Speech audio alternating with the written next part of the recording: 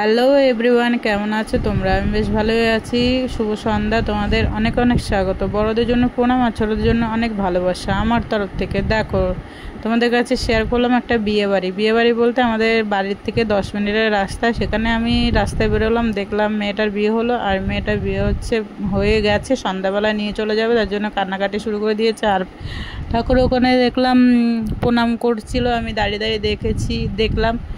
আর আমার খুবই খারাপ লাগলো যে কান্নাকাটি করছে, গাড়িতে করে নিয়ে চলে যাবে। এখন আমাদের মধ্যে তো মানে সন্ধ্যাবেলাটাই নিয়ে যায়, তার জন্য একই নিয়ম সবার মধ্যে।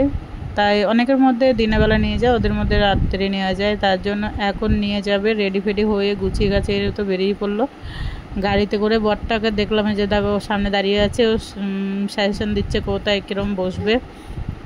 আমি দাঁড়িয়ে দাঁড়িয়ে একটু দেখলাম, খুবই খারাপ লাগলো। আমাদের মেয়েদের তো মানে নিজেদের ঘর বলতে কিছুই নেই। পরের বাড়ি আর নিজের বাড়ি অনেক আলাদা আছে, তাই পরের বাড়িতেই যেতে হবে, কিছু করার নেই। যেহেতু কপালে এরকমই থাকে মেয়েদের, আর কি করা যাবে বলো। তো তোমাদের ভালো লাগলে ভিডিওটা অবশ্যই লাইক কমেন্ট শেয়ার সাবস্ক্রাইব করে দিও। ফেসবুকে দেখলে অবশ্যই ফলো করে দিও, আর ভিডিওটাকে শেয়ার করে দিও।